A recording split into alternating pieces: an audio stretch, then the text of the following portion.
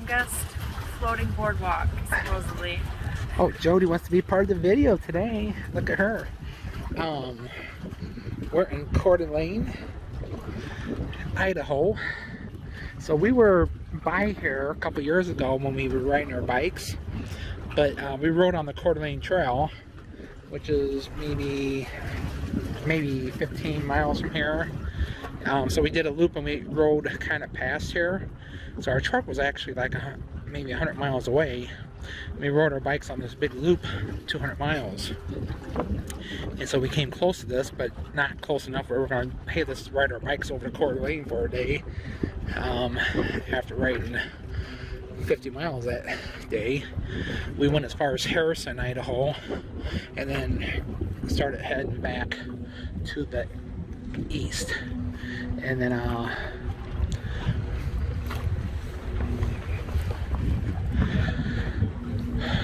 so the population here is like 45,000. The Coeur d'Alene Lake is pretty big. We rode our bikes across this what do you call it? When like a road goes out, causeway. And there's Jody. She's so tricky. This causeway, and then across Lake Chocolate. Rhymes with chocolate. Chocolate. No jumping or diving. Alright. I promise. No jumping or diving. So, walking up these stairs. Coeur d'Alene Resort floating boardwalk. So that's where you park your boat, apparently. So it's almost 70, but it's kind of chilly up here. A few boats out there. It looks like you can rent kayaks and paddle boards over there, but it might be a little chilly today. So, alright, that's it for now. Tubbs Hill, Coeur d'Alene, Idaho. That's what we're doing. We're hiking on a trail going around Tubbs Hill. Tubbs Hill is up there, up the hill. I guess I'm on the hill. Jody's walking out to this point to take pictures of the Coeur d'Alene Lake.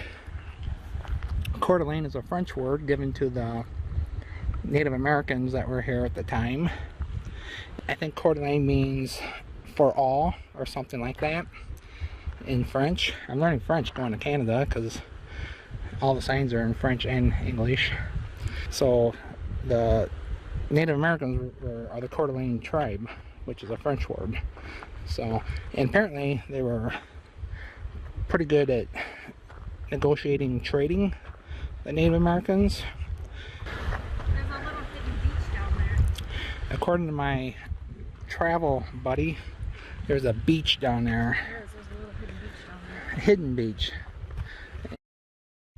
It's not hidden very well because I can see it from up here. She said she didn't see it until she was climbing up the hill. Actually, I wouldn't have noticed it. So I guess you could go down there and walk along the waterfront if you wanted to. It's September 13th, 2021. We're on our last leg of our trip to Alaska. We left Alaska or Canada a little bit early. There's a lot of restrictions for COVID, and not that we don't wear our mask and everything, it's just that they're tightening it down even more. So we thought we would go ahead and head back. Alright, that's it. There's the truck camper. And down there is the bottom of the highway.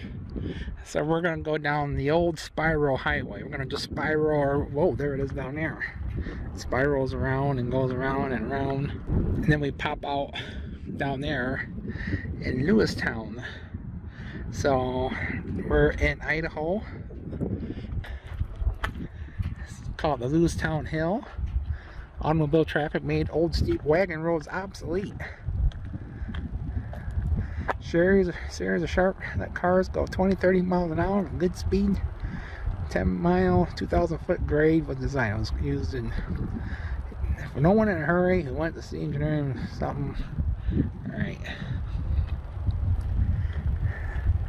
And it talks about steamboats. Yeah, so this should be fun. I saw this on the internet. In memory of something Van Arsdal who fell off the spiral highway. Didn't survive. You ready? Yeah, are you gonna tell them how we changed back into our clothing for warm weather? Yeah, so we've been in Alaska and Canada wearing long sleeve pants, like somebody called it. So we had to stop.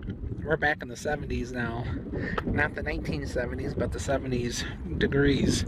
Yeah, we're getting kind of warm in our dress for cold weather. So there's one lonely tree out there in the middle of the spiral highway. So let's quit talking about it. Let's go for it. The original audio from this video had too much road noise in it, so I'm going to try to relive what I talked about when I was recording this video. So this drive took us about 16 minutes to get from the top to the bottom. I even have trouble sometimes talking that long.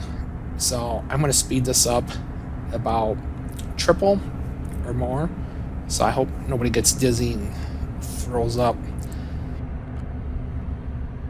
So this is the old spiral highway.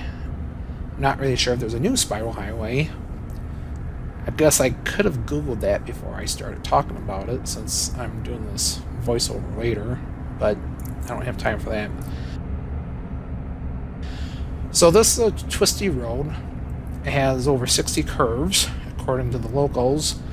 I also read that it's the twistiest road in Idaho, which I believe. And I think the sign at the top said it was 2,000 feet from the top to the bottom. The total length of the road was about 8 miles long. We did see a sign that said it was 10% grade going down. The road was a lot nicer shape than what I thought it would be. When I was reading about it online, you would have guessed that it was really dangerous. People died weekly on it. So Jody and I, we've driven down steeper, more dangerous roads than this.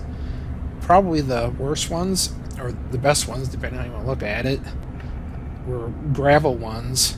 And the problem with those ones are, as you're going down, you apply the brakes and you actually start sliding, almost like you're on ice. And that's a little scary, especially when there's a drop off. So a few of those places that we've been to have been Capitol Reef National Park on Burr Trail Road, and also just north of Mexican Hat, Utah, which is the Mookie Dugway. Both of these are like this road, but they're gravel. So I was kind of surprised to see houses built along this road on the way down. I don't know if I'd want to live there or not, but I suppose they have a pretty good view. The speed limit was 35 miles an hour, but for the most part we only drove 20, maybe 25. We had that camper in the back of the truck, so that added extra weight, so I didn't want to be going too fast and get out of control. So this way wasn't really on the way back home to Utah. Made a little bit of a detour to get here because I really wanted just to drive down this road since I've read so much about it. Once you get to the bottom, you pop out at the town called Lewistown, Idaho.